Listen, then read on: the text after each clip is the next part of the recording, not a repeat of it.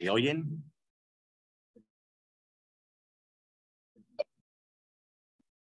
Claro que sí.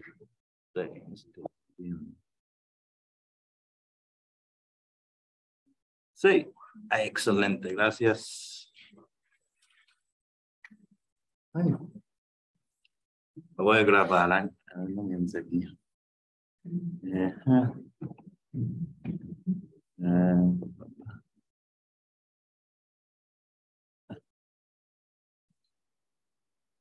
Allá está.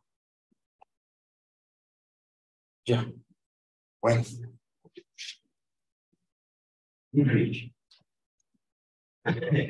Ahorita no sé para hablar un mini curso sobre muchas cosas, pero perfecto, todo eso.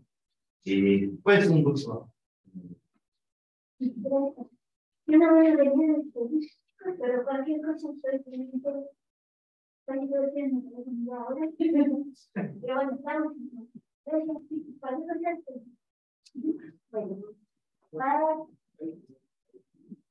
Muchas gracias. Gracias a mí. Para mí es un gusto estar aquí otra vez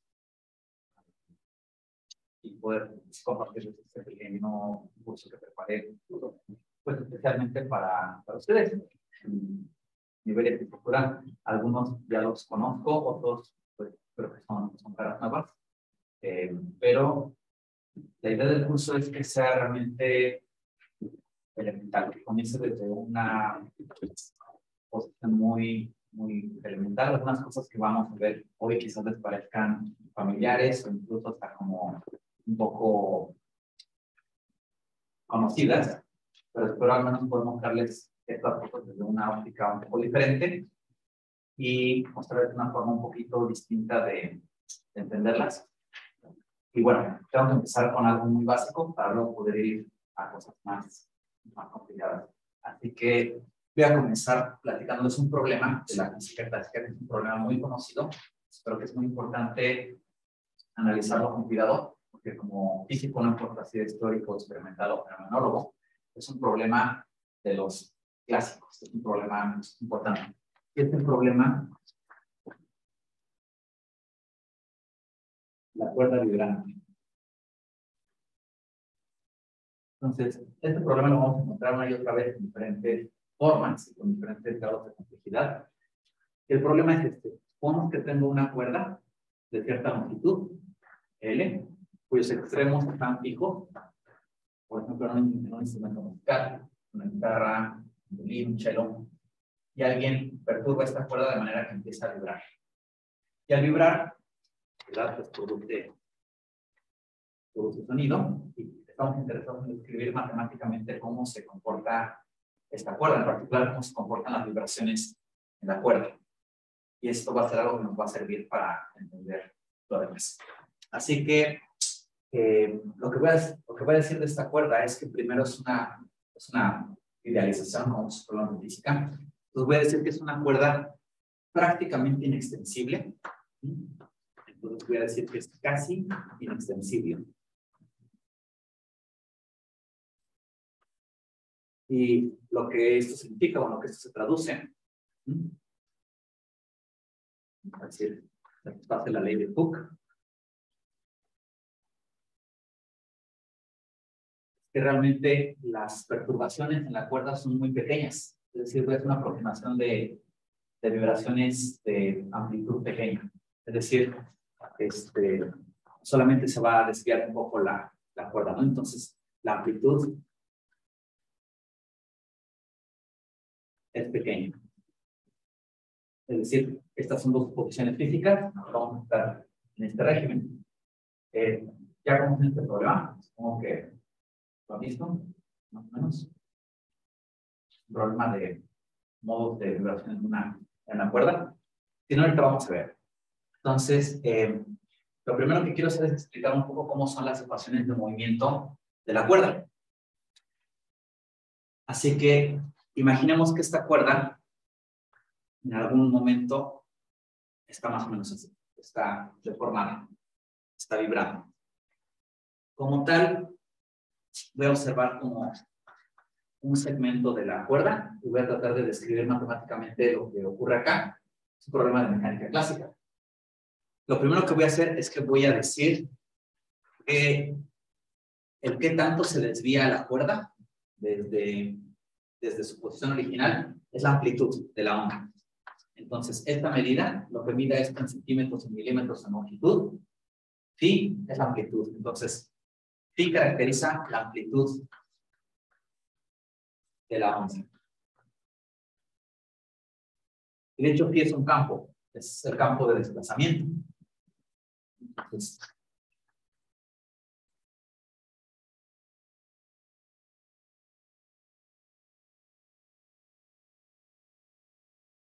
bueno, como una vibración dentro de la cuerda, phi es una función que depende de la posición y del tiempo.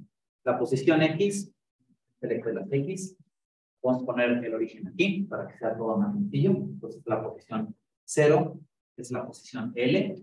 Nos interesa lo que ocurre entre 0 y L. Nos interesa cómo cambia esa amplitud en el tiempo. Otra suposición que tengo que hacer aquí es el hecho de que el desplazamiento solamente es vertical.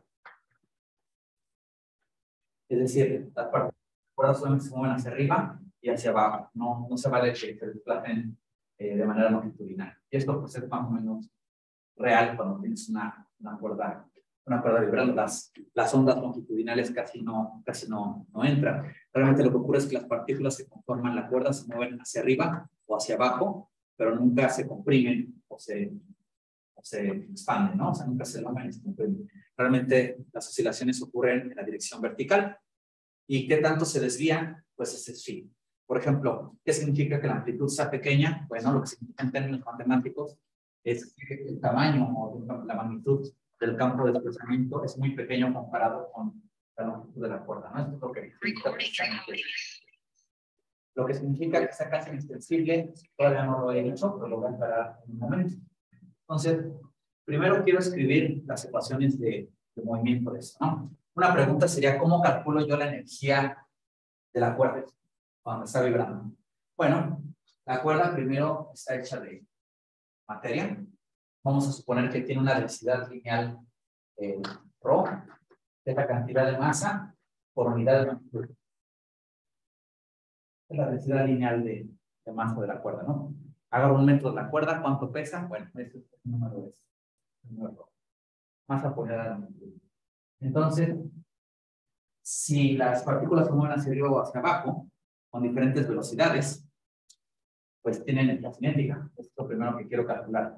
¿Cómo calcularé yo la energía cinética de una cuerda que está vibrando? Van a tener que calcular las velocidades de todos esos pedacitos de masa, que pueden ser diferentes, de hecho van a ser diferentes en diferentes partes de la cuerda, y sumarlas. En los extremos, la velocidad es 0, porque no se mueven, están ahí fijos, ¿no?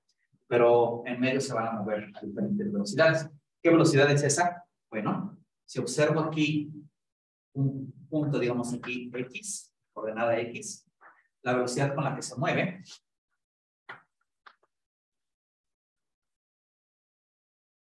es qué tan rápido cambia la amplitud phi en el tiempo, ¿no? La velocidad de la derivada parcial del campo de desplazamiento respecto al tiempo. Muy bien. Lo que pretendo hacer con todo esto es encontrar una ecuación que me diga cómo calcular phi. Este es mi objetivo. Estoy buscando la ecuación de movimiento. Y realmente esta ecuación de movimiento es una consecuencia de la ley de Newton. Pero el problema aquí es complicado porque todas las partículas están conectadas en una cuerda, que la cuerda es elástica porque obedece la ley de Hooke. Entonces, estas suposiciones nos van a llevar a una ecuación particular. La velocidad, entonces, ¿cuál sería la energía cinética?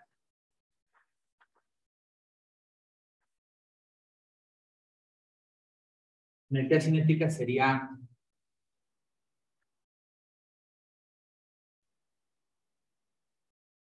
la velocidad al cuadrado, un medio de la velocidad al cuadrado, por la masa. ¿Cuál es la masa? Bueno, es la densidad de masa por la unidad de longitud integrada sobre toda la cuerda. Aquí, sin embargo, ya estoy usando una de las posiciones que están aquí. Estoy usando la posición 2 al escribir esta ecuación, porque realmente esta no es la longitud horizontal, esto debería ser la longitud de arco de la cuerda, ¿no? O sea, ρ por diferencial de longitud, lo que representa es esto, ¿no? Es que tanto mide este pedacito de aquí a acá. Pero sabemos que es una curva. Entonces, lo que significa esto es diferencial de longitud. Y esto que está acá es diferencial de X. Obviamente son diferentes, porque la cuerda no está plana. Son distintos. Pero son aproximadamente iguales porque el campo de desplazamiento es muy pequeño. Entonces, lo que significa es que podemos considerar que la forma de la cuerda es casi siempre una línea recta, y se desvía muy poco de ser una línea recta. Así que no cometo un error grave en sustituir el diferencial de longitud de arco por el diferencial de longitud horizontal, diferencial de X. Realmente, la verdadera fórmula sería más complicada. La verdadera fórmula implicaría aquí el diferencial de longitud, ¿no? El diferencial de longitud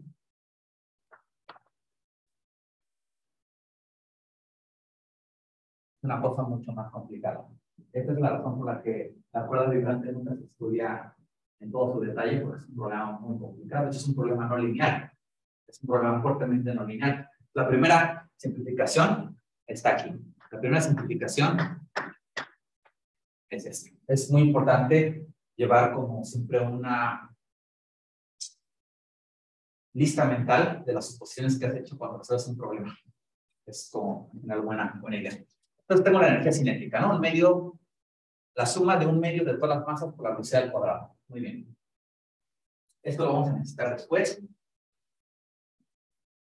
Y ahora lo que quiero hacer antes de ir a lo demás es encontrar la ecuación de movimiento de la cuerda. Y para encontrar la ecuación de movimiento, si ustedes observan un libro usual de mecánica donde resuelven este problema, la forma en la que siempre se resuelve, o al menos en la forma en la que yo siempre lo he visto resuelto, es suponiendo que la cuerda está hecha como una cadena de muchas masas con resortes, y luego calculan la ecuación de movimiento para las masas y los resortes, y son ecuaciones complicadas porque implican interacciones entre resortes y masas, y luego toman un límite continuo, donde al final te da una cuerda.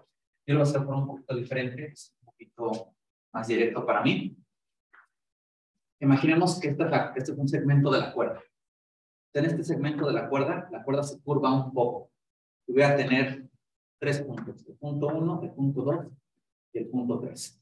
Estos están desviados respecto de la posición de equilibrio por las amplitudes Φ2, Φ1 y Φ3. Digamos, aquí la cuerda continúa y acá también continúa. Y este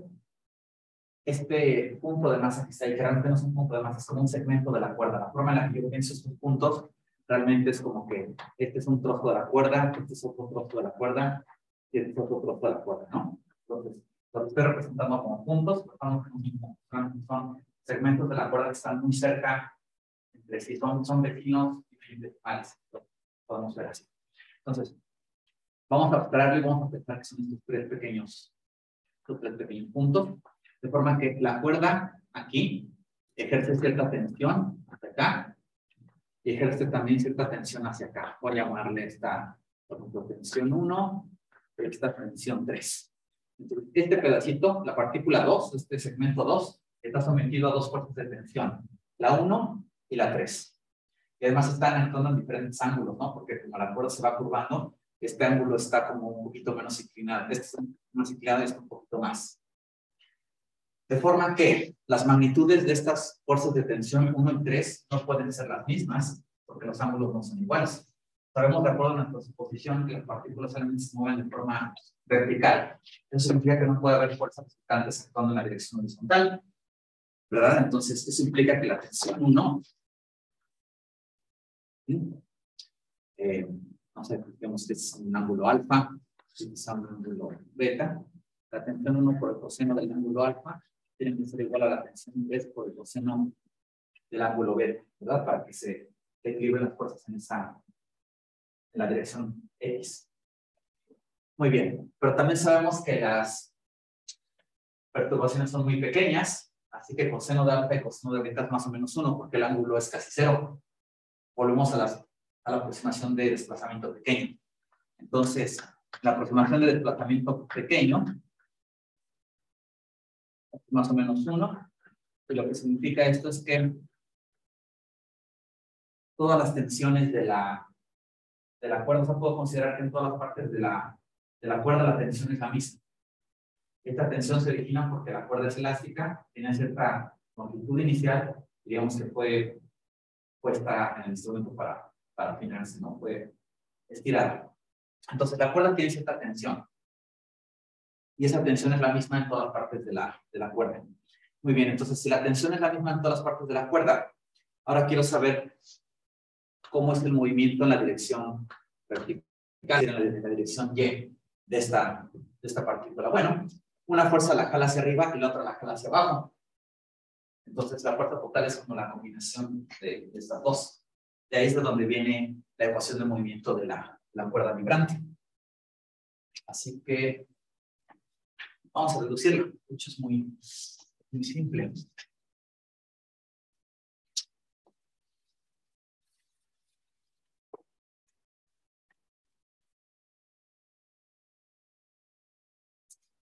Muy bien, entonces si este es un pedacito de la maja, voy a calcular cuál es la fuerza que actúa ahí. La fuerza que actúa aquí, la fuerza en la partícula 2, que voy a llamar F2, sería T3 por el seno de este ángulo, menos T1 por el seno del otro ángulo, ¿no? T3 por el seno de alfa, menos T1 por el seno de beta. Aquí es claro que tengo que tener mucho cuidado con esta aproximación, ¿verdad? Porque simplemente digo que T1 y T2 son iguales y que los ángulos valen 0, pues esto también va a ser 0. Pero la cuestión es que son aproximaciones de orden distinto. El coseno vale 1 hasta el primer orden, pero el segundo orden ya no vale 1, etcétera, ¿no? O sea, tienen diferentes órdenes de aproximación. Eso es lo que está ocurriendo aquí. Estas dos son casi iguales, pero no son exactamente iguales. Y en esa diferencia es donde está todo el problema dinámico de la cuerda. ¿Cuál es la cuestión aquí? Bueno, primero voy a calcular el seno de este ángulo beta, ¿no? Por ejemplo, el seno de este ángulo beta, la diferencia entre los desplazamientos 3 y 2 es esta altura dividida entre la longitud del arco. Es decir, el seno del ángulo beta es la diferencia entre estos dos dividido entre esta longitud que está acá, la longitud de arco entre 2 y 3. Y esa longitud de arco voy a ponerla así como delta x al cuadrado más, le voy a poner así, delta y al cuadrado. Y seno de alfa, parecido, pero es la diferencia entre 2 y 1, ¿no? Es la diferencia de alturas que hay de aquí a acá. Este es pi 2 menos pi 1. Y esto es la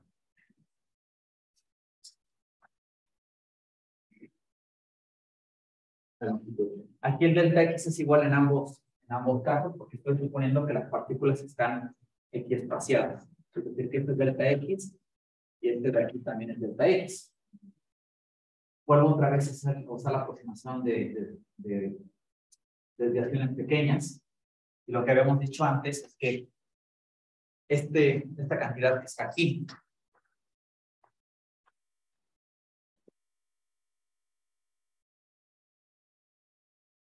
es aproximadamente igual a delta x. Es la longitud del arco. La longitud del arco es cuánto mide la hipotenusa de este triángulo o cuánto mide la hipotenusa de este otro triángulo. Entonces, voy a decir que las hipotenusas son iguales a la base. Lo que sí no puedo decir que son iguales son las diferencias de altura entre los triángulos. Básicamente estoy trabajando aquí con ángulos tan pequeños que esto es equivalente a decir que el tangente de un ángulo es aproximadamente igual al seno de ese ángulo. Y esta es una ecuación que es válida cuando el ángulo en radianes es pequeño respecto a 1. Es una aproximación conocida, no pueden tomar una calculadora y verificar que es correcto. Entonces, si hago esto, resulta que entonces el seno de alfa es aproximadamente igual a pi 3 menos pi 2 de delta x, y el seno de beta es aproximadamente igual a pi 2 menos pi 1 de delta x. Y como había dicho anteriormente, la tensión en toda la cuerda es más o menos la misma. Así que, si tomo esto en cuenta, a lo que me lleva esto es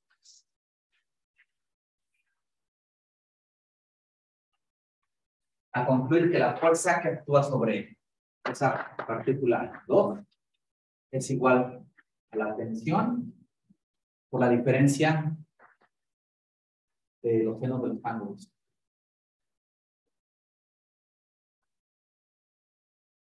De hecho,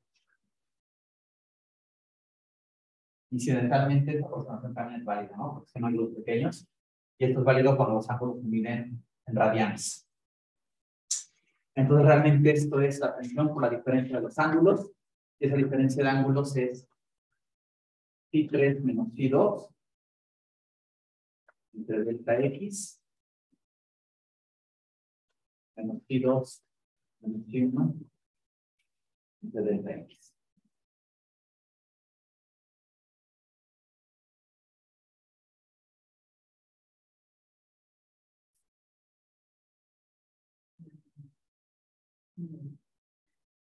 Aquí observamos algo interesante. Este es 2, este es 3, este es 1. Esta diferencia que está aquí les parece familiar. ¿Les recuerda algo?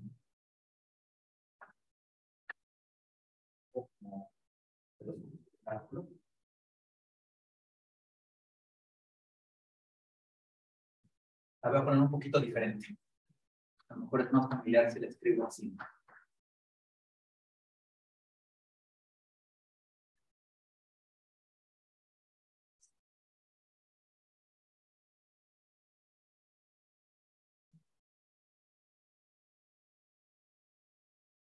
Aquí está como un poco más revuelta, pero esta es la expresión de Euler que aproxima de forma finita la segunda derivada. Que lo ven como función de una función evaluada en x más 2h, función de x más h, x, menos 2 función de h entre h cuadrada. La expresión de Euler para la segunda derivada. Una forma más sencilla de darte cuenta que esta es la segunda derivada es la siguiente. Esta es como la primera derivada, ¿verdad? Porque es la diferencia entre las alturas, entre 3 y 2, dividida entre x. Pues es la pendiente de la curva. Cuando delta x se vuelve muy pequeño, esto más o menos es la derivada en el punto 3. Acá. Esta es más o menos la derivada en el punto 2, ¿no? La diferencia entre 2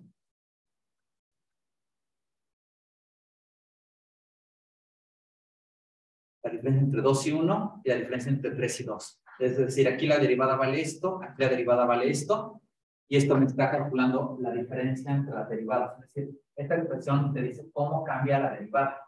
¿Y cómo cambia la derivada? Pues la segunda derivada te dice cómo cambia la derivada. Entonces, realmente esto lo puedo entender también así.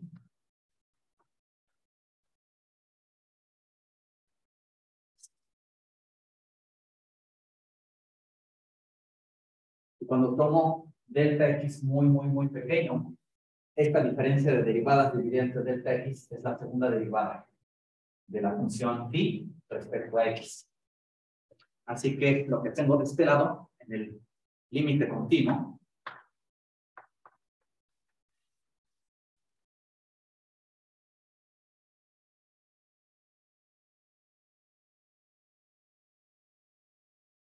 es que si observo un segmento de la cuerda que tiene tamaño delta x, esta es la fuerza que siente este segmento de la cuerda. O dicho de otra forma,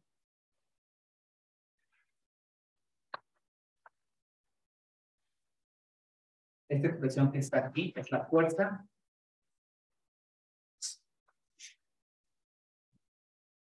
por unidad de longitud que experimenta la cuerda debido al desplazamiento.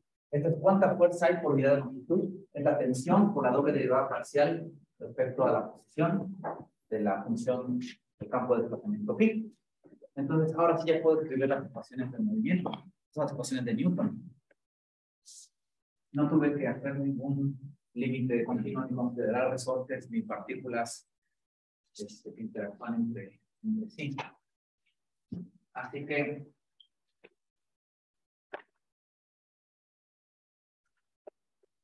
el problema que tenemos es, tengo aquí un segmento de cierto tamaño, cierta masa, vamos a decir que delta X, la masa sería rho por delta X, de masa, se mueve arriba o abajo, gracias a esta fuerza por unidad de longitud. Entonces, ¿cuál es la ecuación de movimiento? Pues es masa por aceleración igual a fuerza. La velocidad, vimos que era, hace rato, la derivada de phi respecto del tiempo. Y la aceleración es cómo cambia la velocidad en el tiempo. Entonces, la aceleración es la doble derivada respecto del tiempo del campo de desplazamiento. Así que si ahora agarro un pedacito de tamaño delta X de la cuerda y escribo las ecuaciones de Newton, debería ser masa por aceleración para fuerza, en este caso la que llamé F2. Así que la ecuación que tenemos es muy clara. La ecuación es rho por delta X, aceleración, respecto del tiempo, es igual a la fuerza. Y la fuerza es la tensión, la doble derivada respecto de phi por el tamaño delta X. Y esto es para un segmento de tamaño delta X muy pequeño. Es decir, esta es la ecuación de Newton. Masa por aceleración es igual a fuerza. O si divido entre delta X, lo que tengo es la ecuación de Newton por unidad de longitud. ¿Verdad? Entonces, la ecuación de Newton por unidad de longitud sería así. Y esta, de hecho, es la famosa ecuación de onda. Es la base de donde parten muchos problemas, muchas teorías de física. De hecho, la teoría de cuerdas, si ustedes se van a dedicar a estudiar teoría de cuerdas, tienen que pasar por este cálculo y por este problema y por esta ecuación. Es importante como saber derivar. Así que la voy a escribir de una forma un poco más familiar, tal vez. Es la siguiente. Si en algún momento hay dudas, comentarios o preguntas, acuérdense que no me van a ver en mucho tiempo, entonces no les dé pena, y también pues son clases que ya son presenciales, ya no son en línea, entonces aprovechen si quieren comentar o preguntar algo. Por favor, no se queden con la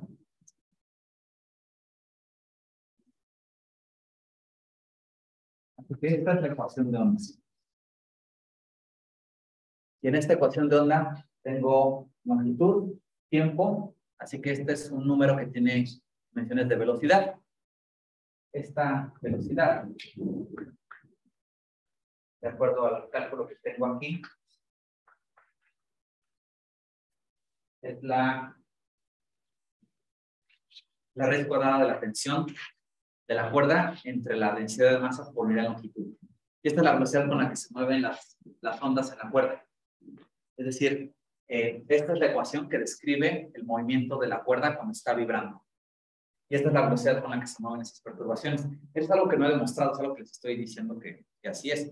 Pero en un momento vamos a ver por qué esa es la velocidad de la perturbación. Entonces, esta es una de las ecuaciones más importantes de la física matemática, es la ecuación de onda. Es la ecuación de onda en una dimensión, porque solo hay una variable X, pero conforme vayamos avanzando vamos a ver pues más complicaciones de esta ecuación. Voy a dejar una serie de problemas como de, pues no son tareas porque no los voy a calificar, pero son como ejercicios que me parecieron interesantes, como acertijos, y si si lo quieren intentar para practicar, aquí va el primero. Claro, el primero es que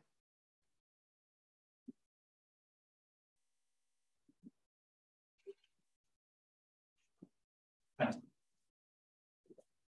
voy a poner aquí como la tarea no es que demuestres.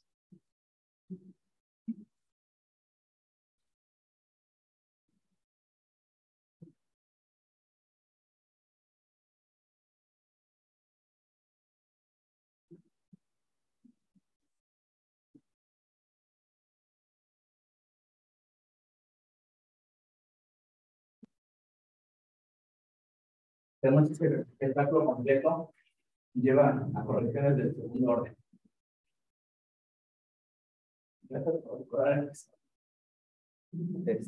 sea que si ustedes, lo que significa esto es que si ustedes no hacen las posiciones de desplazamiento pequeño, imagínense que quieren hacer todo el cálculo como si no hubiera ninguna simplificación y lo intentan hacer y van llevando con cuidado las correcciones más grandes, van a darse cuenta al final del cálculo que esta ecuación de onda es correcta, pero hay correcciones del segundo orden. No tienen que encontrar la corrección, solamente tienen que mostrar que son del segundo orden. ¿Qué significa del segundo orden?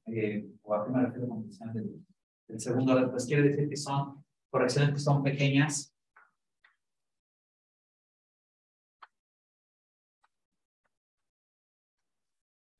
Como delta orden, ¿no? Delta Y y delta Y, pues esa diferencia de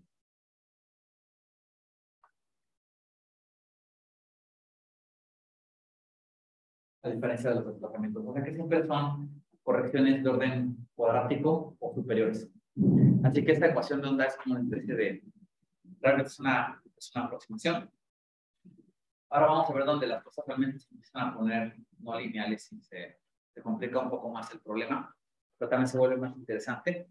Y voy a hablarles ahora de la conservación de la energía en este sistema mecánico y de la idea de una ley de conservación de energía global y de una ley de conservación de energía local. ¿Y por qué entendemos en la física actualmente que la ley de conservación en los campos es algo local? ¿Dudas ahorita antes de que pase al siguiente?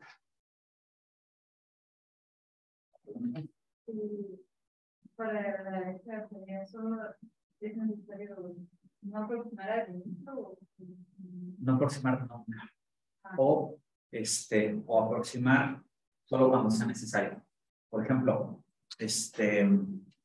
digamos que en algún momento usamos que el seno de alfa es igual a alfa. Entonces no lo vamos a hacer así, sino que vamos a decir que esto es igual a alfa menos alfa cúbico entre 6, que es la siguiente corrección de la serie del seno. Pero si lo hacemos, aquí podemos decir como, bueno, aquí ya cumplimos porque esto es de orden cúbico, entonces es más grande que el cuadrático, entonces, ¿no? Y así en las siguientes, por ejemplo, cuando alguien dice, bueno, esto es realmente igual a esto, no realmente, pero ¿cuál sería la corrección? ¿Cómo lo mejorarías? Imagínate que tuvieras la tarea de que alguien te dijera, quiero realmente la verdadera ecuación de onda. No me salgas con esa ecuación ahí. O sea, que la verdadera ecuación de onda de la cuerda vibrante, que es muy complicada. Entonces, por ejemplo, tendrías que decir aquí algo como, bueno, ds realmente es la raíz cuadrada de 1 en realidad va a ser decir respecto de x por dx, ¿no? Bueno, entonces sería parte de la complicación. Y es esto al cuadrado, ¿no? Entonces, este tipo de consideraciones no tendría que tener. Entonces, aquí tienes una derivada de phi respecto de x, que es exactamente lo que escribí aquí, ¿no? Entonces, si vas a hacer este tipo de consideraciones, por ejemplo, este tipo de términos van a entrar también cuando aproximes la segunda derivada por esa diferencia ese cociente de diferencias que escribí. También va a haber una corrección. Entonces, aun si tú tomas el límite continuo, ¿no? Que tomas el límite cuando delta x va a 0 como un cálculo, te va a salir esta ecuación más son no lineales, pero que son del segundo o mayor orden. Entonces son correcciones chiquititas que puedes ignorar por la aproximación, ¿no? Pero no deja de ser interesante preguntarte hasta qué punto puedes llegar sin aproximaciones.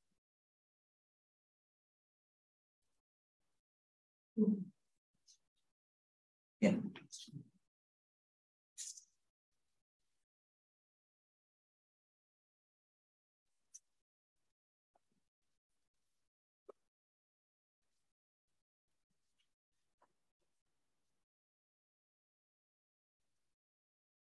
Ahora voy a platicar de la conservación de la energía.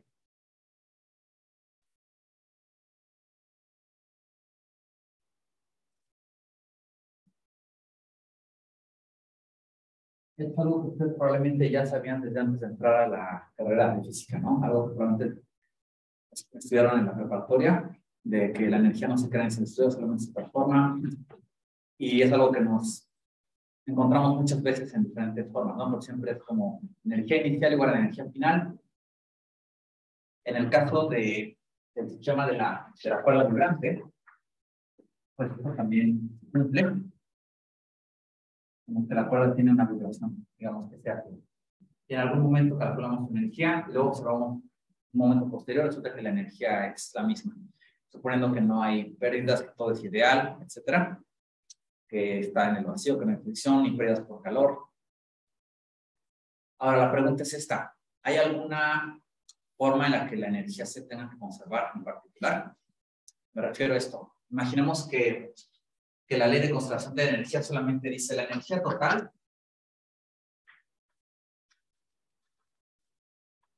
inicial, es decir, en algún momento del tiempo, siempre es igual a la energía final, en cualquier momento del tiempo posterior.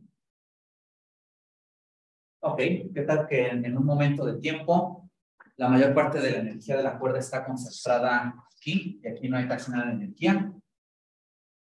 Y luego en el momento siguiente, toda la energía aquí desaparece, aquí sigue sin haber energía, y luego toda la energía se pasa para acá. Es decir, que la energía pasa de aquí a acá, sin pasar por el medio. ¿Será que esto es posible? No viola este principio, porque esta es la energía total. Y aquí también es una energía total. A lo que me refiero aquí es hablar del principio de localidad. Lo que quiero discutir aquí es el principio de localidad. O sea, la ley de conservación de energía me dice que, por ejemplo, que la energía que hay dentro de este cuarto, si está aislada, etcétera, siempre es la misma.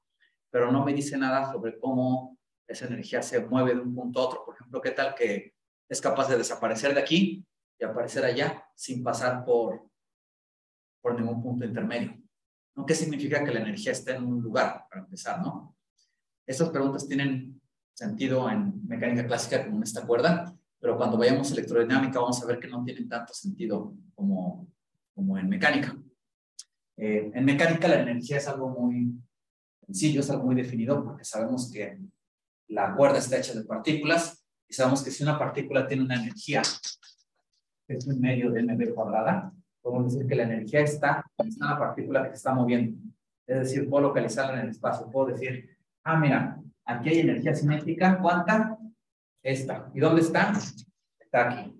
Entonces, cuando hablo de energía en la cuerda, me refiero a dónde está espacialmente localizada esa energía. Resulta ser que en el caso de la cuerda, nosotros podemos y vamos a mostrar que la energía satisface este principio de localidad, es decir, que no solamente se conserva de forma global, es decir, no solamente se conserva como una cantidad total, sino que se conserva de manera que fluye siempre de un lugar a otro como si fuera un líquido, como si fuera un fluido. Pueden imaginarse que la energía es una especie de fluido y satisface una ecuación como la de los fluidos, la ecuación de continuidad. Esa ecuación de continuidad nos habla del principio de localidad en la conservación de la energía. Y es lo que quiero platicarles ahorita. Primero vamos a discutir cuál es la energía potencial en la cuerda, porque la energía cinética, esa ya la calculamos, ¿no? La energía cinética, solo para recordar.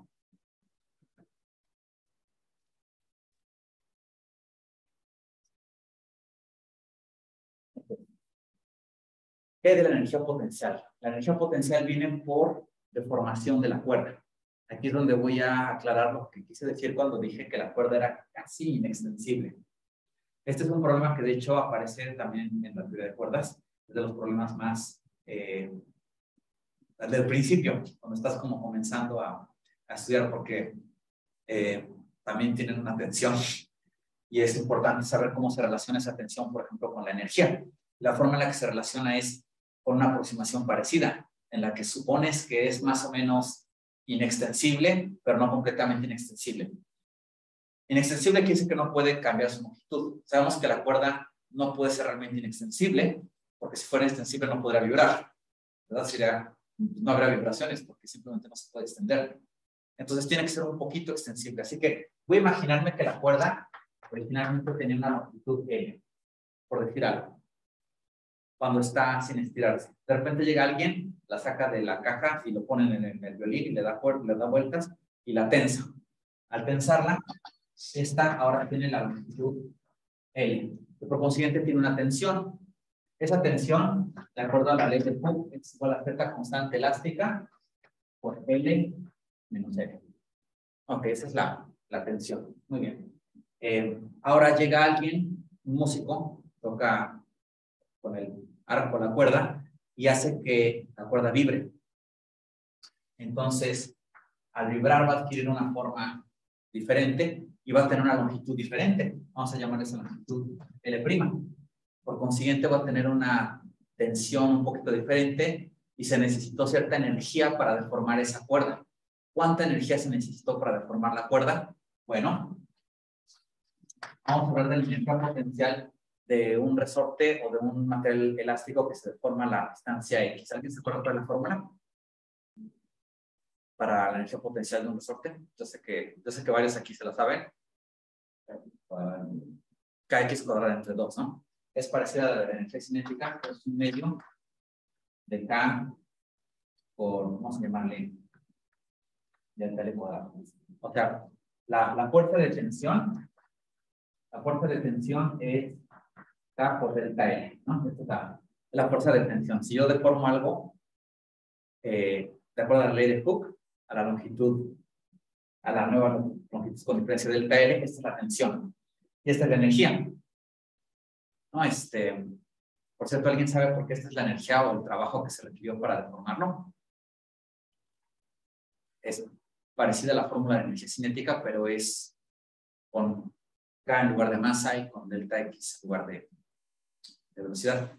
Hay una forma bien bonita de ver por qué esa es la energía potencial del resorte, pero sí recuerdan que esta es la energía potencial para un resorte que se comprime, ¿verdad? Ok. ¿Y se acuerdan la deducción? Bueno, una forma es integrando y así en todo esto, ¿no? Pero una forma también que es muy sencilla. Imagínense que esta es la fuerza. La voy a graficar contra la deformación. Entonces la fuerza es así, ¿no? Es lineal, es la ley de Hooke.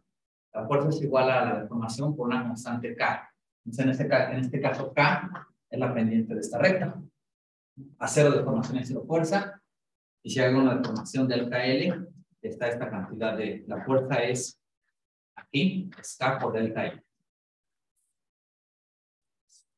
El trabajo es el área bajo la curva. Fuerza integrada sobre distancia. Pues es un triángulo cuya altura es KL, la base es delta L, y el área del triángulo es base por altura entre 2.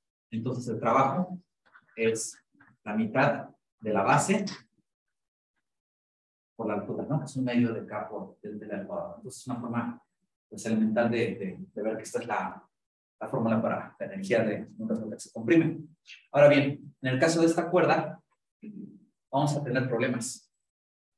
El principal problema es cómo calculo la distancia, la longitud nueva de la cuerda. Si la cuerda tiene una forma indeterminada y complicada, bueno, la longitud nueva de la cuerda es la integral de todos los pedacitos de longitud de la cuerda. Entonces, yo sé que este es un cálculo que probablemente ya han visto antes, pero tienen una curva donde la coordenada y es phi, la coordenada es x. Entonces, un pedacito de la longitud de la curva, digamos, un trocito aquí, tiene longitud de S, y esta longitud de S es 1. Bueno, de hecho, déjenme escribirla de forma más clara. Lo que hacen es dividir la cuerda en líneas, en trozos de línea recta, y cada trozo lo ven como la hipotenusa de un triángulo equilátero, de un triángulo rectángulo chiquito. La altura de ese triángulo es la variación en Y, en este caso la coordenada phi, y la base es la variación en X. Entonces, ustedes están viendo la cuerda como una colección de todos estos segmentos que pinté de color azul. Todos estos son segmentos de la cuerda, decimales, cuya base es de X, cuya altura es de phi. Entonces, ds es la longitud de arco, y esa longitud de arco, pues viene dada por el teorema de Pitágoras, ¿verdad? Es este.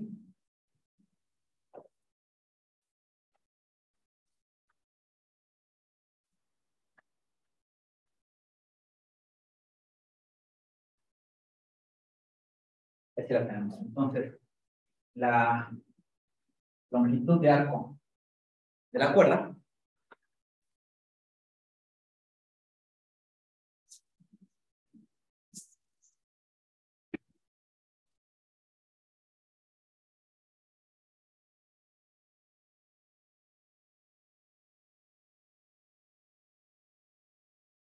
es esta. Esta es la longitud de arco. ¿Por qué es derivada parcial? Bueno, porque estoy como tomando una fotografía instantánea. Me estoy contando cuál es la longitud de la cuerda en ese momento, porque la forma de la cuerda cambia en el tiempo. Pero me interesa cuál es la forma en un momento dado. Entonces el tiempo no cambia, el tiempo es un número fijo. Lo que sí cambia es la posición donde me estoy integrando. Por eso son derivadas parciales, ¿no? Congelamos en el tiempo con la fotografía y calculamos la longitud del arco. Entonces, ¿cuál va a ser la idea acá? Bueno, la idea acá es que la energía potencial, de acuerdo a esta fórmula, es la mitad de la tensión por la elongación. Esta es una fórmula que tal vez no viene en los libros como tal, pero pueden ver que es una consecuencia de esta y de esta, ¿no? O sea, si yo tengo un resorte y lo estiro y tiene tensión T, la energía que gasté es la mitad de la tensión multiplicada por el elongamiento. Consecuencia de lo del triángulo que vimos hace un momento. Así que, entonces, la energía potencial que va a tener la cuerda va a ser la tensión que tiene la cuerda vibrante por la diferencia de longitudes. La diferencia de longitudes es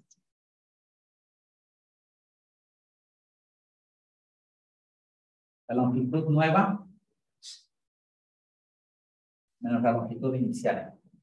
Y si lo pongo así, puede que se vea como un poquito no tan bonita esta fórmula. Así que la voy a reescribir de una forma un poquito más bonita.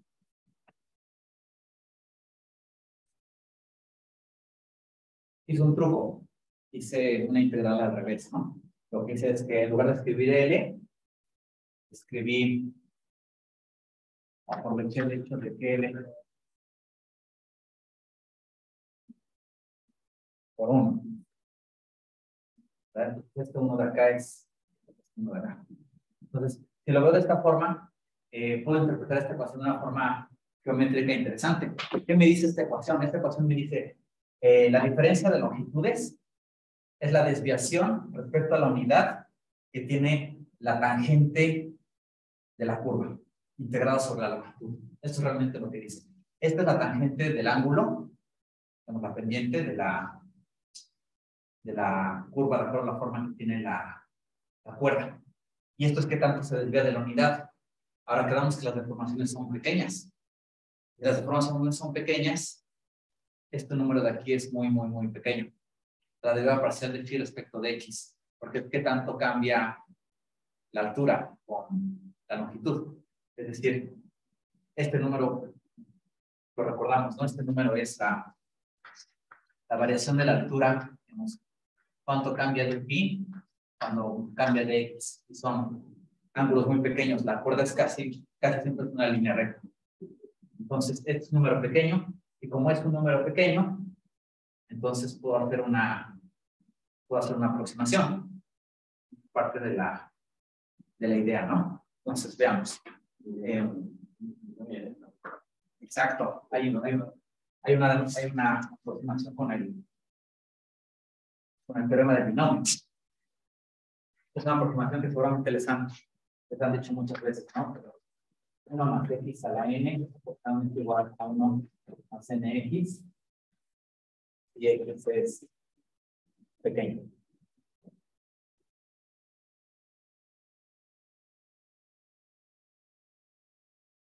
Y aquí tengo un error porque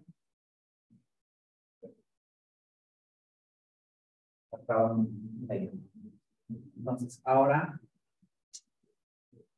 veamos qué tengo, ¿no? Ahora tengo que la energía potencial es aproximadamente igual a un medio de C, integral de 0 a L, 1 más un medio de tipo de x al cuadrado, menos 1.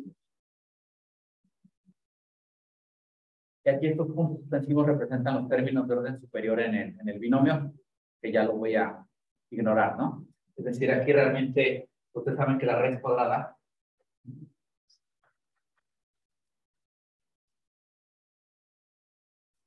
y ahora ven todos los demás términos de la serie binomial, ¿no?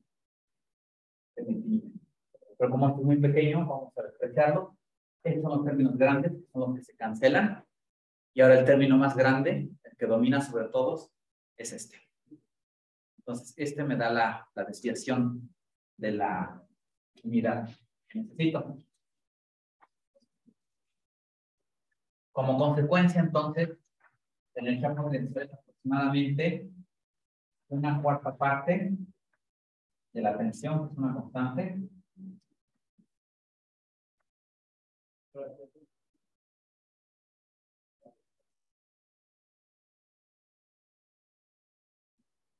Por esta integral.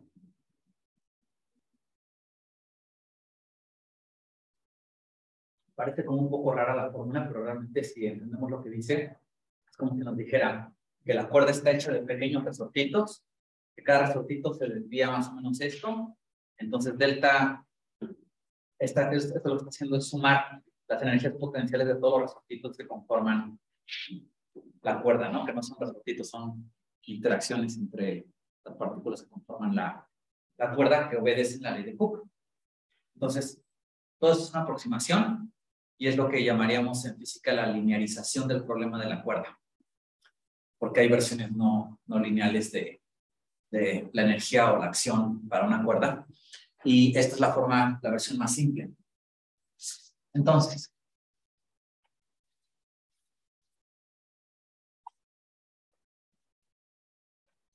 ¿cuál será la energía total de la cuerda? La energía total sería un medio de masa por velocidad al cuadrado más 1/4 parte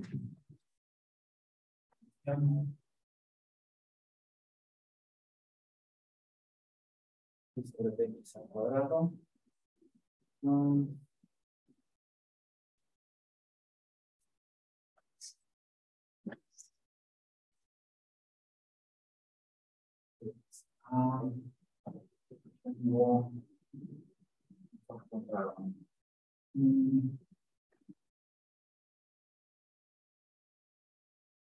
Sí, tengo un factor raro.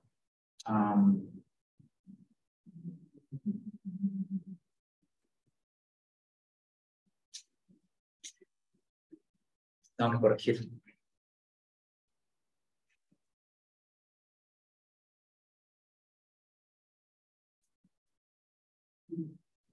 Y tengo que explicar por qué.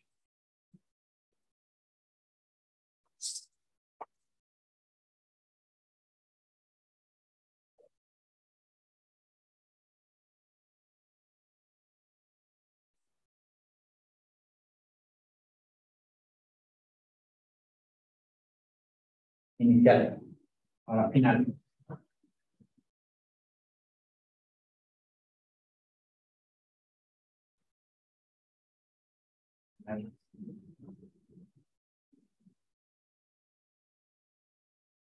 Voy a tomar la diferencia entre ambas.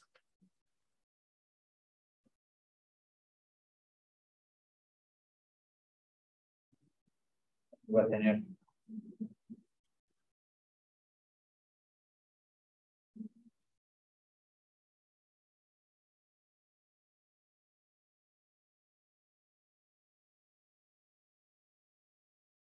Este valor superior se desprecia. Entonces, pues un medio de K por 2 L menos L por delta L. Así que lo que dije hace rato no es correcto por un factor de 2.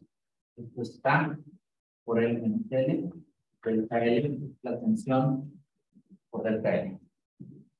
Así que me equivoqué hace rato, un factor de 2.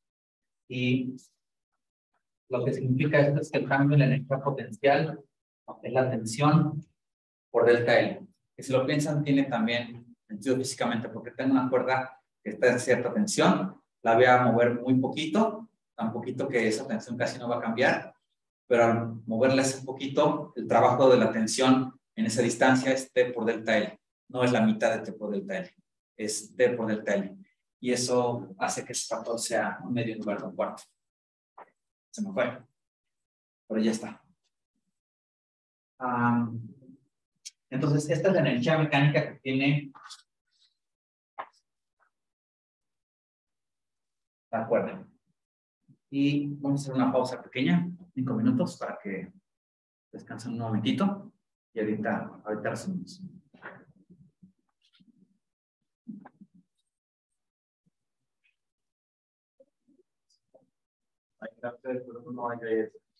No te vayas. No, se tiene que ir. 5 minutos y ahorita seguimos para terminar. Todo se va a quedar.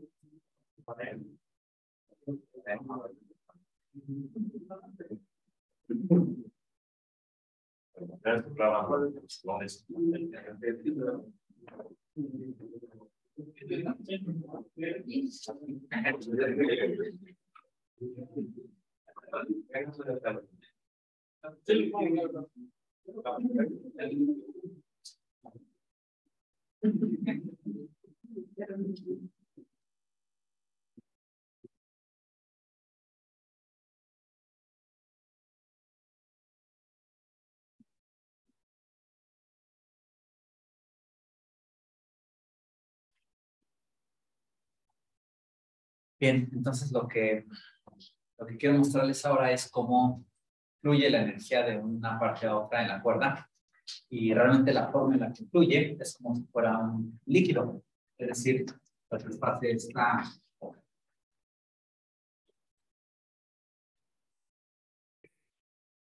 en la ecuación de continuidad. Tal vez la recuerdan de mecánica de fluidos. Y ahorita vamos a explicar cómo esta ecuación de continuidad surge aquí dentro de la cuerda, en una versión más simple. U es la densidad de energía. Voy a aclarar primero qué cosa es. ¿Qué es la densidad de energía? Es decir, cuánta energía hay por unidad de volumen.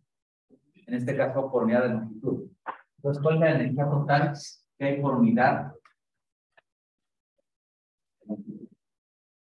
Y esta ecuación, la ecuación de continuidad, nos dice, físicamente nos dice algo bien interesante. La ecuación de continuidad, en el caso de, por ejemplo, de esta cuerda, una dimensión, dice algo así. Dice, derivada parcial de U respecto al tiempo, una derivada de J por X es igual a 0, porque tenemos solamente una dimensión, entonces la divergencia es una sola dirección, es una derivada. Y lo que significa es esto, que dice, toma un segmento de la cuerda, cualquier segmento que tú quieras, y pregúntate cuánta energía hay aquí por unidad de longitud. Bueno, esa energía es U. Muy bien. Si ahora tú dices U por delta X, eso es cuánta energía total hay en este pedacito de la cuerda. Esto incluye energía cinética y energía potencial, ¿no? Las dos energías juntas. Bueno, toma las dos juntas y pregúntate cuánta energía hay ahí. Bueno, esa energía es U por delta X.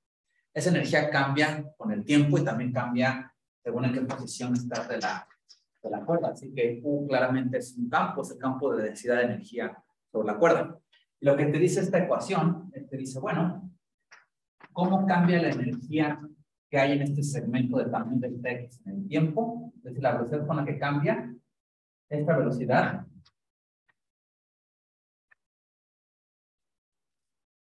es igual a esta cantidad. Pero esta cantidad, si delta X es muy pequeño, delta J entre delta, la derivada de J respecto de X multiplicado por delta X, representa la variación de la función J en 2 puntos, ¿verdad? Es decir, digamos que este punto sea X más delta X. Entonces, J de X más delta X menos J de X entre delta X, esto es más o menos la derivada parcial de J respecto de X. Si multiplico por delta X, esta cantidad de aquí es la diferencia entre J de X más delta X menos J de X. Es decir, es la diferencia de esta corriente, J, esta corriente, entre el punto 2 y el punto 1. Es decir, J, la corriente, en el caso cuando hablamos de fluidos, se refiere a la corriente de agua, la corriente de un líquido, cuánto líquido fluye por unidad de superficie por unidad de tiempo. Aquí se refiere a una corriente de energía. Esto representa cuánta energía atraviesa un punto de la cuerda por unidad de tiempo. Vamos a ver esto en un momento. Entonces, dicho de otra forma, la ecuación de continuidad es la manera matemática de expresar la ley local de conservación de algo, en este caso de la energía. Pero puede ser de un fluido, puede ser de la carga eléctrica, puede ser de alguna otra cantidad física. La masa, por ejemplo. Entonces, lo que dice esto es lo siguiente, dice, ¿cómo cambia en el tiempo la energía? En un pedacito muy pequeño, es más o menos igual a J2 menos J1. Es decir, agarra un segmento de la cuerda que mide el tamaño delta X. Aquí J tiene un valor J2, aquí tiene un valor J1. Tomo el valor de J2, lo resto de J1, y eso me dice cómo cambia la energía que está aquí adentro. Es decir, nos dice que para que la energía cambie en un volumen, se necesita que o salga más energía de la que entra, o entre más de la que salga en los puntos de frontera. Entonces, eso nos dice que la única manera en la que la energía va a cambiar es si entra más por un lado o sale por el otro. Esto es lo que significa la ley de conservación local de energía. Y este es el significado físico de esta ecuación. O sea, cuánto entra o sale en los bordes, el total, lo que entra menos lo que sale, me dice cuánto se acumula o cuánto se pierde en ese tramo de la cuerda. Así que esta es la ecuación de continuidad y nos habla de la ley de conservación local de la energía. Ahora solo se la estoy platicando, no les he demostrado que en el caso de la cuerda esto sea realmente así, pero lo vamos a ver en un minuto. Antes quería que quedara como esto claro. Y bueno, aquí por cierto este delta X tiene que ser una cantidad como muy pequeña, ¿no? Para que estas aproximaciones se valgan. Por cierto, J, en el caso del espacio tridimensional, es un vector. En el caso de una dimensión también es un vector, pero solamente puede apuntar en una dirección o en otra. Entonces, si J es positivo o negativo, es decir, que está apuntando en esta dirección o en esta dirección, nos indica que hay energía que está entrando o saliendo. Es lo que significa, ¿no? Entonces, ¿qué unidades tiene U? U es energía por unidad de longitud. Ok. Entonces, ¿qué unidades tiene J? J tiene unidades de energía por unidad de tiempo. Entonces, esto nos permite dar una interpretación física a este vector J. J de XT es la energía por unidad de tiempo que atraviesa el punto X en el instante T. Energía por unidad de tiempo que atraviesa el punto X al tiempo T. Esta es energía por unidad de longitud en el punto X al tiempo T. Ambas son densidades, pero una es densidad en el espacio y otra es densidad en el tiempo. Lo pueden pensar así. La J es la densidad de energía en el tiempo, la X es la densidad, la U es la densidad de energía en espacio, y esta es la ecuación de continuidad, es una ecuación de espacio-tiempo. De hecho, es una ecuación relativista. Si ustedes recuerdan relatividad y estudian relatividad, sabrán que la ecuación de continuidad es una ecuación covariante. Relatividad que tiene una parte de espacio y una parte de tiempo. Esto se sale mucho del tema que vamos a ver hoy, pero pues implica esto, ¿no? Que puedo escribir la ecuación de continuidad como un cuadrivector, donde la componente cero de este cuadrivector es la densidad, a veces multiplicada por una velocidad, y las componentes espaciales son la componente de vector. Entonces, esto también está conectado con la relatividad y con otras áreas, ¿no? O sea, la ecuación de continuidad es algo que aparece en muchas formas en física. Vamos a demostrar que ocurre aquí la ecuación de continuidad. Entonces, hay varias formas de hacer esto y normalmente se hace con el enfoque lagrangiano. Yo lo voy a hacer de una manera diferente. La manera en la que quiero mostrarles es una forma como distinta, pero que se basa en un resultado matemático que es muy importante en física y seguramente lo han escuchado alguna vez. Es el teorema de Noether. Entonces voy a demostrarles, gracias al teorema de Noether, que la energía se conserva de manera local en la cuerda. Vamos a empezar. Responde la pregunta: ¿cuál es la densidad de energía por unidad de longitud en la cuerda? Hace rato lo calculamos. La energía cinética por unidad de longitud más la energía potencial por unidad de longitud. Esta es toda la energía que hay por unidad de longitud en la cuerda. Ok, entonces conocemos Q. Perfecto. Ahora, vamos a ver si satisface una ecuación de continuidad. Bueno, lo que significa matemáticamente es responder la siguiente pregunta. La pregunta ¿es verdad que la derivada parcial de U respecto del tiempo se puede escribir como la derivada parcial de una función respecto de X? Esa es la pregunta matemática en la que se traduce la pregunta física. ¿Se conserva de manera local la energía en la cuerda vibrante? Entonces, la pregunta es si existe una función J tal que esto sea verdad. No tiene por qué ser verdad. Es una ecuación diferencial en derivadas parciales. No tiene por qué tener solución. Yo puedo escribir 1000 ecuaciones diferenciales parciales que no tengan soluciones porque no satisfacen las condiciones de integrabilidad. Lo que nos dice el teorema de Noether es que las condiciones de integrabilidad se satisfacen en este sistema automáticamente gracias a las ecuaciones del movimiento. El teorema de Noether conecta varias cosas, conecta simetrías con ecuaciones de movimiento con leyes de conservación. Entonces lo voy a usar aquí de forma un poco indirecta y voy a hacer lo siguiente. Déjenme calcular la derivada parcial de esto respecto del tiempo, así nada más como uno lo haría, ¿no? ¿Cuál sería la derivada parcial de U respecto del tiempo? Pues aquí va a ser un medio, la ρ es una constante, derivada 2 veces es ρ.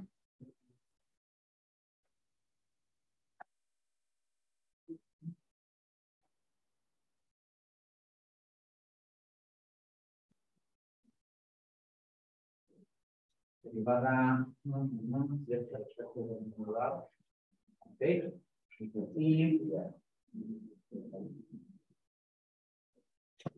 y ahora esta es de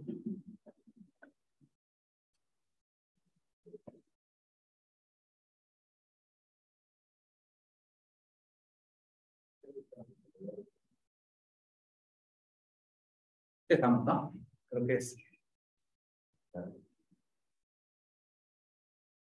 Bueno, lo voy a poner así.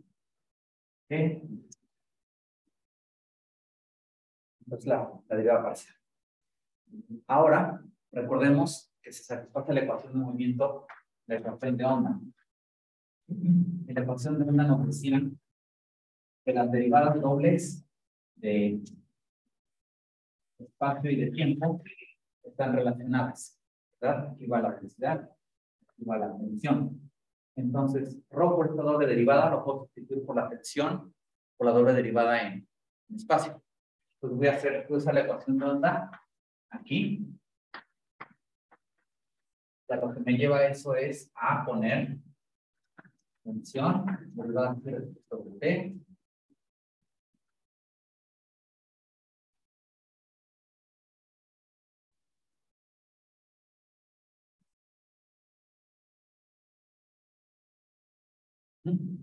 Así que, de acuerdo a lo que escribí, si se satisface la ecuación de movimiento, o sea, la ecuación de onda, esta es una forma equivalente de escribir la variación en el tiempo de la densidad de energía.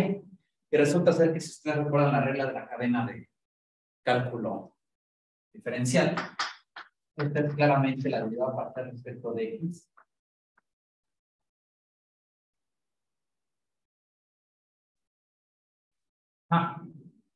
Encontramos la corriente de energía. Esta es la corriente de energía y solamente ocurre cuando se satisface la ecuación de movimiento. Esto es lo que en teoría cuántica de campo se llama como on-shell. En español se traduce como capa de masa. Y significa cuando tienes campos físicos que satisfacen las ecuaciones clásicas de movimiento de mecánica clásica, ¿no? Aquí, pues esto solamente es lenguaje rebuscado. Lo que quiere decir es que si se cumple la ecuación de Newton, que en este caso se cumple, entonces es posible demostrar que la energía se conserva de manera local. Es decir, que existe una corriente J que te dice que si entra energía por acá y sale por acá, entonces la energía del medio tiene que cambiar. Y esa es la manera en la que la energía se mueve de una parte de la cuerda a otra parte de la cuerda. Así que J, el vector de corriente de energía, es igual al negativo de su definición por el producto de las derivadas de espacio y de tiempo del campo de desplazamiento. Y si esto es así, entonces tenemos ya esta, es una ecuación de conservación local de la energía.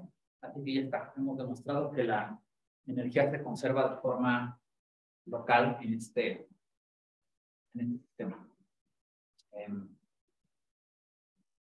Pues es un truco interesante porque es como un poco diferente.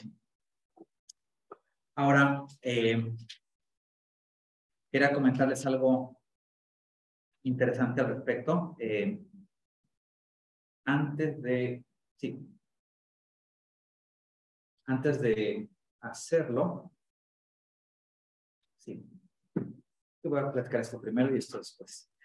Bien, la cuestión aquí que les quiero comentar ahora es cómo la idea de energía, densidad de energía, puede ser no única.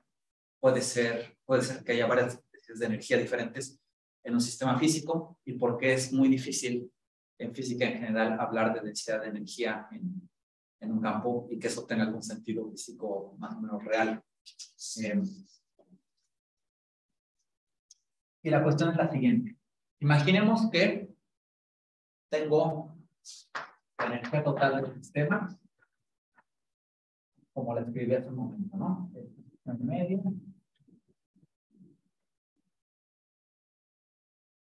Cinética. Energía potencial. Quiero ser muy claro con lo que voy a decir a continuación. En el caso de la cuerda, no hay polémica, porque la energía está localizada en las pelotitas, en las partículas que forman la cuerda, es por la de mecánica clásica, y la cuerda se ve como un límite continuo de un montón de partículas, átomos si quieren, o moléculas que conforman la cuerda, que obedecen las leyes de mecánica clásica. Entonces, indiscutiblemente esta es la densidad de energía y esta es la corriente de energía. Pero esto es porque la cuerda, o digamos el campo en la cuerda, el campo de desplazamiento phi, este campo phi, tiene un origen microscópico. Es decir, depende de la estructura de la materia de la cuerda. Y tengo una teoría más fundamental que la mecánica clásica. Me dice cómo se mueven estas partículas y dónde está la energía. Ok. Pi es un campo macroscópico. En este sentido.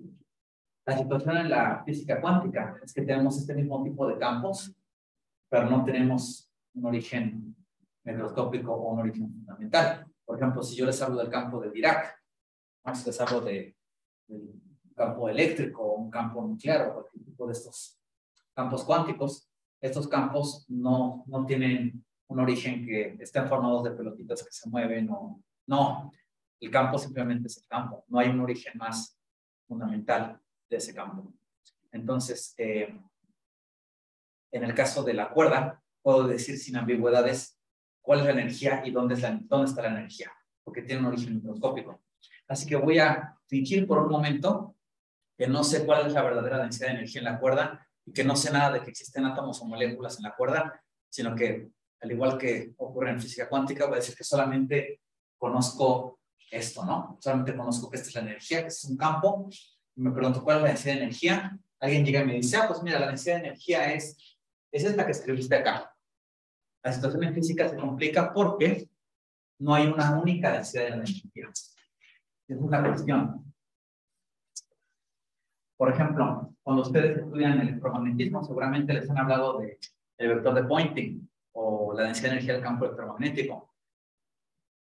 Son como medio ficticios, pero sí son correctos. La razón es esta. Supongamos que ahora yo me invento una densidad de energía diferente. Es la densidad de energía que tenía originalmente, pero le voy a sumar algo extra. Y esta cosa extra que le voy a sumar es una función que cumple lo siguiente.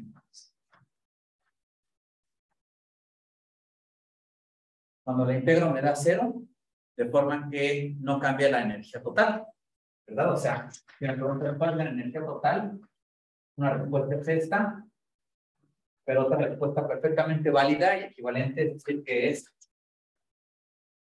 esta. Entonces es una densidad de energía fantasma, digamos, que suma 0. Ok. ¿Qué otra cosa necesito pedirle a esa densidad de energía? Bueno, una cosa que me podría preocupar, por ejemplo, de meter una densidad de energía así como si nada, sería que fuera a cambiar la ecuación de continuidad, por ejemplo, ¿no? Entonces, ¿cómo sería la ecuación de continuidad para esta función?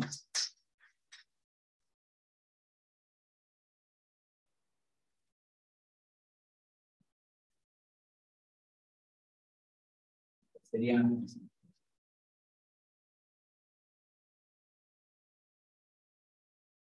Sí, pero si quiero que cumpla una verdadera ecuación de continuidad, es decir, si quiero que la nueva densidad de energía que me estoy inventando, útil de, cumpla también la ley local de conservación de energía, que es lo que yo observo en la naturaleza, realmente tendría que tener aquí compatible respecto de X. Entonces no puedo escoger cualquier función que quiera. Tengo que encontrar una función que satisfaga una ley local. Entonces eso quiere decir que esto que está aquí debe de cumplir algo más. Lo que debe de cumplir es que esto que está aquí también se puede escribir como una derivada total, ¿no? Una derivada de espacio respecto de X. Entonces, esta pieza extra que estoy poniendo es una densidad de energía que también cumple la ley local de conservación, pero cuya energía total es 0. ¿Ok?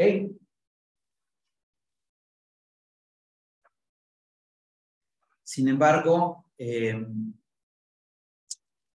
más allá de eso, hay pocas restricciones que yo pudiera pedirle a esta densidad de energía. Voy a calcular la última restricción que tiene que cumplir. Supongamos que yo realmente aquí pusiera una pieza extra.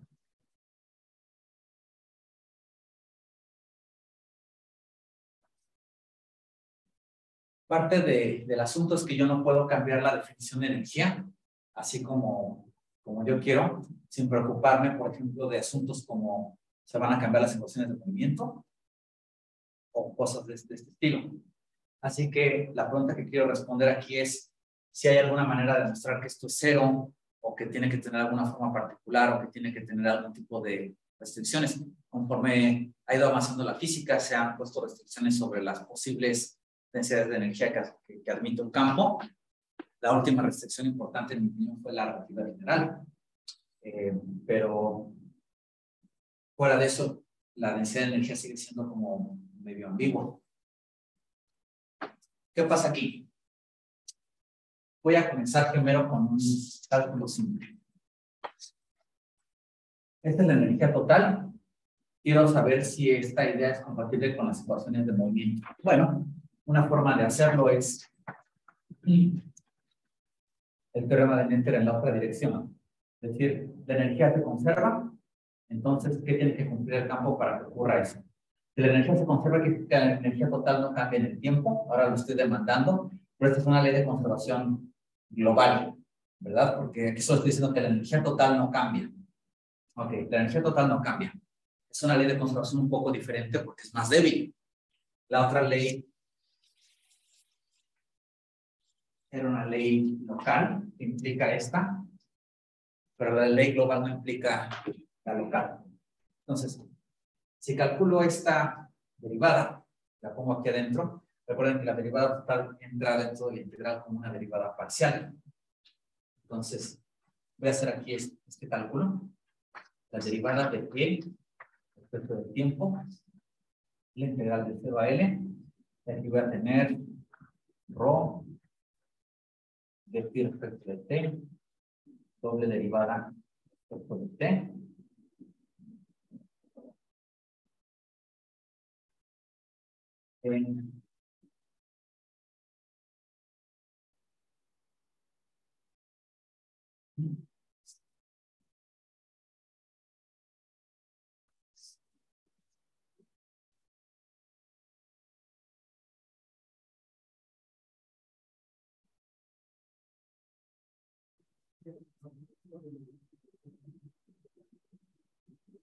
Entonces, si aquí ahora uso las ecuaciones de movimiento, si cambio esta derivada de phi respecto del tiempo por la derivada doble respecto de x, pues ocurre lo siguiente, ¿no?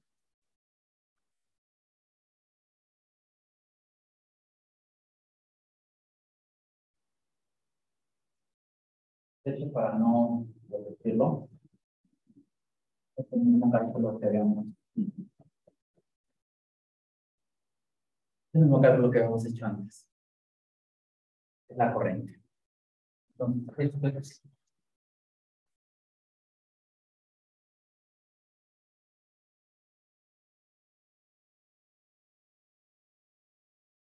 la integral de 0 a L de la derivada de la corriente respecto a la posición, y esto lo que significa es la corriente en L más la corriente en 0. Lo cual, si lo piensan, tiene mucho sentido, ¿no? Porque tengo la cuerda que está vibrando ahí. Aquí hay cierta corriente. ¿Cuánta energía está entrando o saliendo? Aquí, ¿cuánta energía está entrando o saliendo?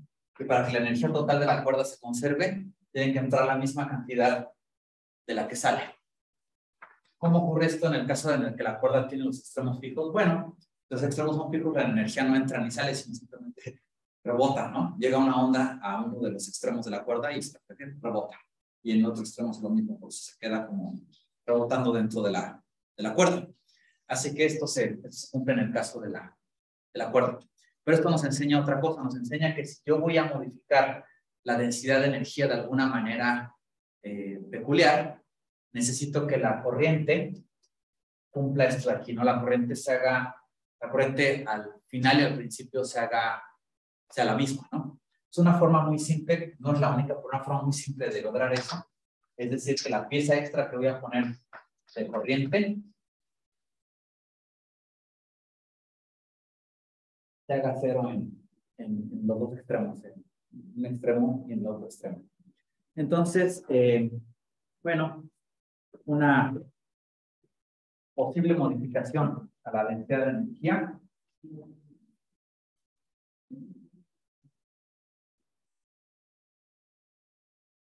es la siguiente. Yo puedo obtener una densidad de energía que sea la original más, por ejemplo, de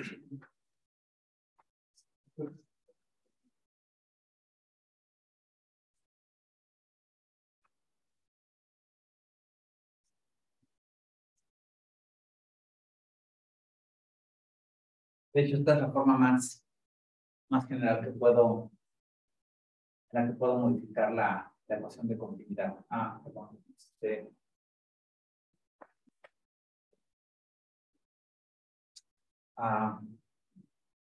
Bien, entonces, ¿de dónde viene esto?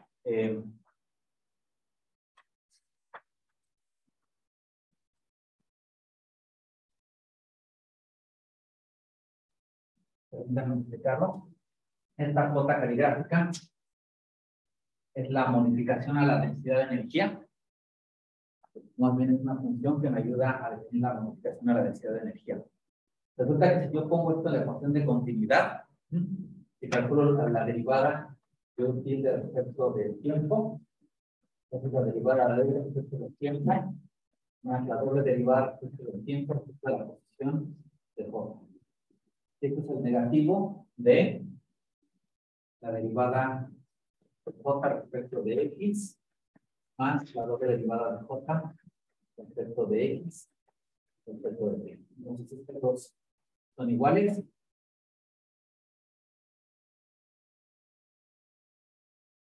Lo que significa es que si yo pongo aquí cualquier función, absolutamente cualquier función J caligráfica que cumpla esto de aquí y que tenga las dimensiones físicas correctas, entonces esta es una densidad de energía aceptable porque cumple la misma ley de conservación global y no cambia la ecuación de continuidad tampoco, o sea, también cumple la ecuación de continuidad local. Para ver que esto cumple la ecuación de continuidad, la ecuación de conservación global, solamente basta con que integremos en el espacio de la cuerda esto, y resulta que esto es igual a la energía original más la diferencia, ¿verdad? De lo que nosotros hacemos. De hecho, no hace falta que sean cero, realmente lo que es suficiente es que tengan el mismo valor de entrada y de salida. Es como si fuera, si ya tuviera energía dentro la cuerda. Cualquier función de energía que ya esté dentro o contenida en la cuerda, es como lo que esté contenida, pero que sea cero. Es como que agarras la energía que ya existe, la puedes distribuir de otras formas, y esas otras formas no cambian ni las ecuaciones de movimiento, ni la ley de conservación. Pero sí, o sea, ya tiene energía. Lo puedo explicar con un dibujo. Quizás esto es lo que sea un poco más claro, ¿no? Las ecuaciones ahí están, pero ¿qué me dicen realmente las ecuaciones? Imagínense que tengo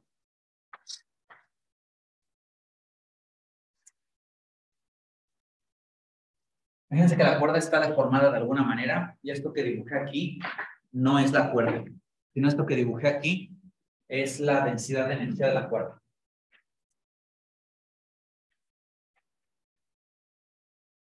Bueno, no estoy seguro porque está negativa, de hecho, no es posible. Debería de ser positiva, ¿no? Debería de ser una cosa así. Voy a hacer mi dibujo un poco más.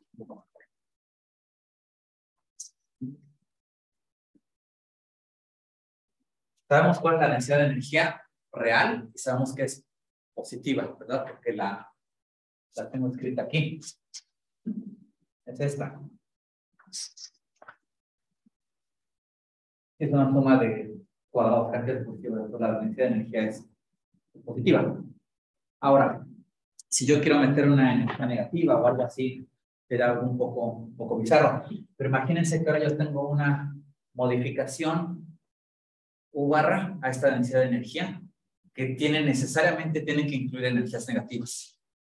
Es decir, una cosa que empiece así, luego suba, luego así, luego suba, así y así. Y esta modificación tiene que ser tal que la suma de todas estas áreas sea cero. Las áreas que están abajo son negativas, contribuciones negativas a la energía total, están arriba son positivas y tienen que sumar cero. En el caso de U barra. En el caso de U no. En el caso de U sabemos que es positiva. Ahora imagínense que la sumo. Sumo U y sumo U barra. De hecho voy a usar el mismo color para sumo U y U barra. Lo que voy a obtener es un perfil diferente. Lo que voy a obtener es una modificación de estas dos curvas que va a ser una cosa así como a veces no es negativa, es positiva. Va a ser así como medio rara. Esa modificación es sutil. Bueno, resulta que como el área de esta U barra vale cero, la distribución nueva de energía U tilde es perfectamente válida.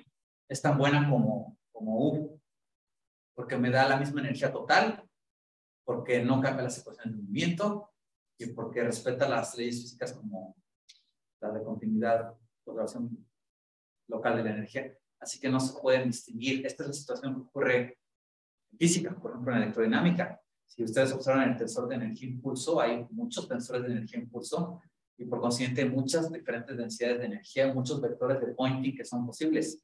Ustedes pueden agarrar un libro y ver el vector de Poynting estándar. Pues es el más simple, el más bonito, pero no es el único que funciona ni tiene por qué ser el verdadero. Hay un montón de opciones diferentes. Hay una cierta ambigüedad de cuál es el tensor de energía-impulso verdadero hasta que llega la relatividad general. Porque en mi opinión la relatividad general es la respuesta a ese problema, donde el verdadero tensor de energía-impulso se puede calcular a partir de la acción de una constante que no recuerdo, pero hay una forma, lo que quiero decir es que hay una forma en la que la gravedad, la relatividad general de Einstein, elimina o la reduce bastante, esta ambigüedad que hay con los tensores de energía-impulso. Por ejemplo, en el caso de campos, en electrodinámica, hay un tensor que es el tensor de Bonifante, que resulta ser equivalente a este de Einstein en ciertas condiciones. Entonces, es muy interesante porque a lo que se traduce es a que no sabemos realmente cuál es la densidad de energía de un campo, ni siquiera de un campo electromagnético o de cualquier campo.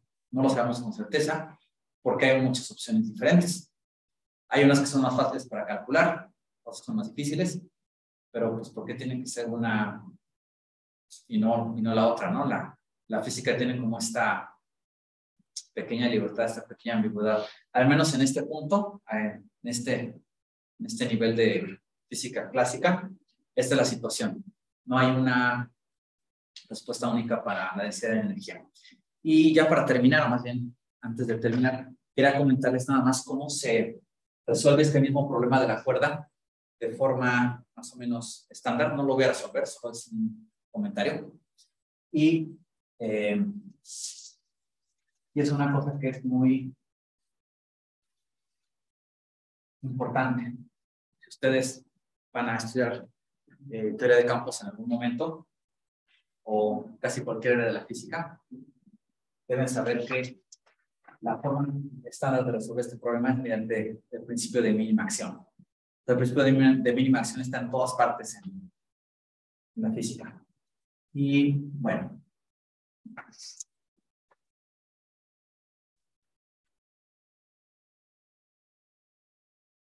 entonces está esta cantidad que si no la conocen, se presenta, pero seguramente si la conocen, la acción.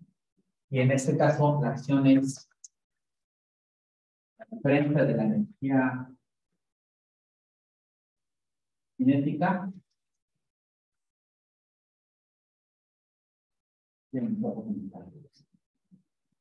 integrada en el tiempo. Entonces, esta es una cantidad que nos habla de cómo se movió la cuerda desde una configuración del espacio-tiempo a otra. Es decir, esto está calculado en el espacio y en el tiempo.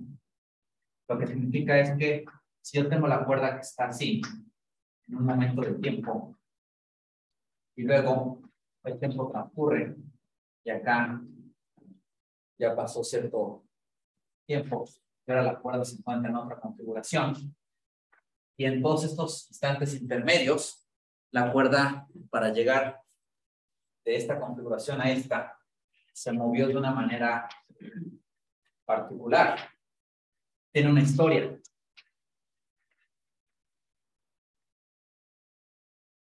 ¿Cómo pasó de esta configuración a la otra? Pues fue mediante una historia. Se movió por aquí, se bajó por acá, se subió, o a lo mejor lo hizo de una manera diferente. Y hay muchas formas en las que la cuerda puede llegar de aquí a acá. Es decir, hay muchas historias que son posibles. Pero solo una es la que ocurre en la física clásica. Solamente una historia que es la verdadera.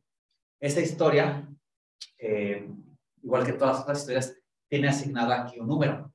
Es decir, una vez que yo decidí una historia posible para que la cuerda pase de esta configuración que voy a llamar A a la configuración B, una vez que decidí una historia, entonces puedo calcular este número. Este número es la acción, es la integral donde calculo todas estas diferentes contribuciones a la historia. Y resulta ser que la historia verdadera es aquella para la cual este número es mínimo, es un extremo. Ese es el principio de mínima acción y se resuelve mediante el cálculo variacional, en lo que se traduce es en un conjunto de ecuaciones que se calculan mediante el método de Euler, las ecuaciones de Euler-Lagrange, que resuelven este problema matemático, son exactamente equivalentes a las ecuaciones de movimiento. Es decir, este principio de variaciones me lleva directamente, después de hacer un montón de cálculos y de entender bien lo que estoy haciendo, me lleva directamente a la ecuación de Ohm. Entonces, este implica este de acá. Y este es el famoso principio de mínima acción. Y es el principio más importante de la física.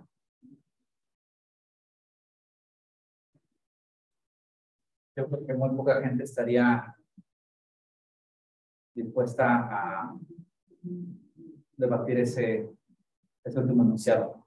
Este es el principio más importante de la física. De hecho, este satisface igual en física clásica, que en una versión particular en física cuántica tiene su propia versión. Relatividad general también. O sea, realmente este principio rige básicamente toda la física como la conocemos. A un nivel. Entonces, pues esto sería todo por hoy. Muchas gracias. Espero que no se desanimen y que estén aquí para las siguientes sesiones de la semana. Pues, ¿alguna pregunta? ¿No? ¿Ya tienen hambre? ¿Ya tienen un? Bueno, pues muchas gracias.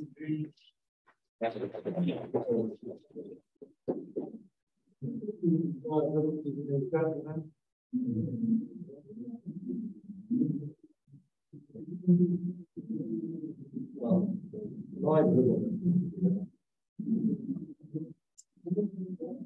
Eso quiere decir que fue muy bueno.